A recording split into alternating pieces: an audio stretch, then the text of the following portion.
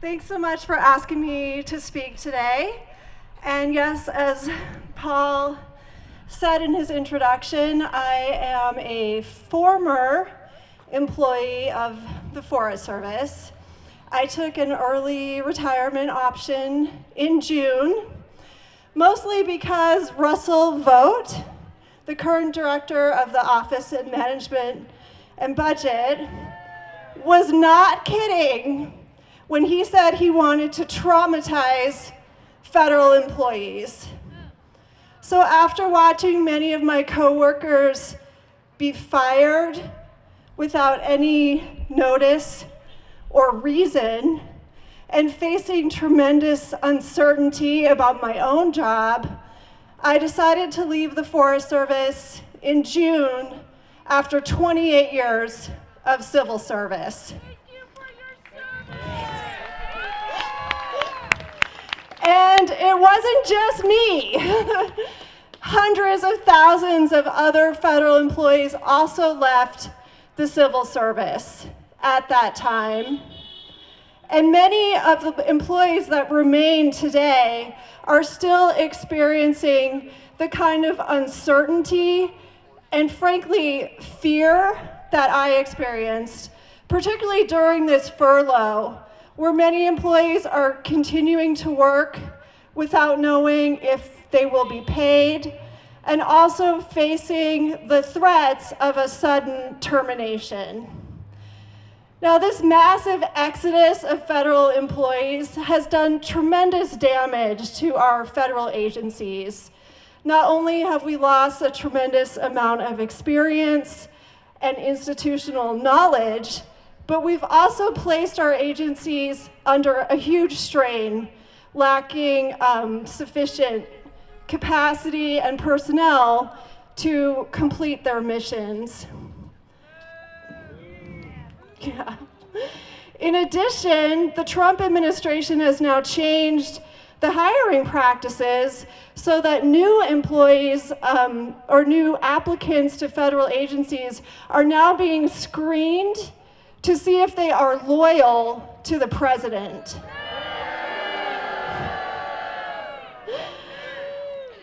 President Trump has also changed the designation of over 50,000 employees to make them political appointees rather than career civil servants. And so this really serves to make our federal agencies much more partisan and beholden to the executive branch. Now, this isn't the only way that the Trump administration has dismantled and undercut our federal agencies.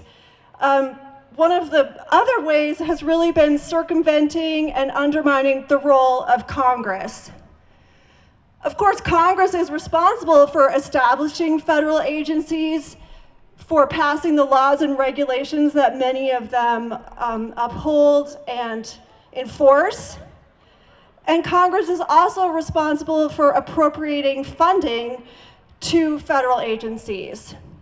Of course, the current administration has largely circumvented the role of Congress by stopping funding for many programs and missions that the agencies are responsible for carrying out, as well as using executive orders and emergency authorities to go around the laws and regulations that federal agencies enforce and implement. So this has really unraveled the role of our federal agencies and taken away many of the checks and balances that we rely on to make our government a representative democracy. Finally, I want to talk about the dismantling of our public lands. Of course, many of our federal agencies manage public lands on behalf of the American people. And I think we all know that our public lands provide tremendous benefits and resources, not only to local communities such as ours, but also to larger regions and the nation, and frankly, to the global community, particularly with respect to services such as carbon sequestration. Yeah, Yeah, federal public lands, right?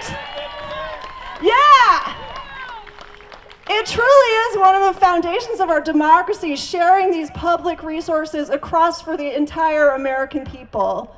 Unfortunately, this administration has taken some drastic steps to try to undercut our public lands. First, trying to sell them off. And although, yeah, no. I love this crowd, by the way. You guys are awesome. And even though this effort to sell off public lands was not included in the recent budget bill, it is still an ongoing threat to our lands. And so it's something that has not gone away just because it didn't end up in the bill. The other major threat to our public lands has been this increased emphasis on resource extraction. So opening up many of our lands to oil and mineral drilling, mining, and just resource extraction is basically transferring the wealth of our public lands from the American people to private individuals.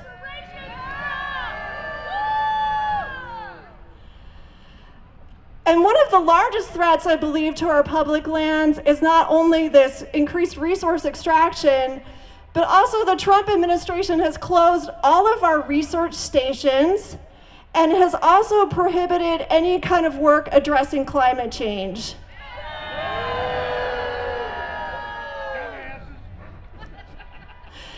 So without the ability to address climate change is one of the greatest risks really to not only the American people, but to the global environment. We are very ill-equipped to manage our public lands in a future of increasing climate risk. Without having science-based information upon which to guide our management, I think that our public lands and really the entire globe is at much greater risk now than prior to this administration. So I guess in summary, I think we are in a very tenuous time right now, but one thing that does give me hope is Proposition 50. And I would hope that all of you have voted and voted yes so that we can try to restore some of the checks and balances and get some representation in Congress that could potentially provide some breaks on what the administration is trying to do. That's all I have. Thank you so much.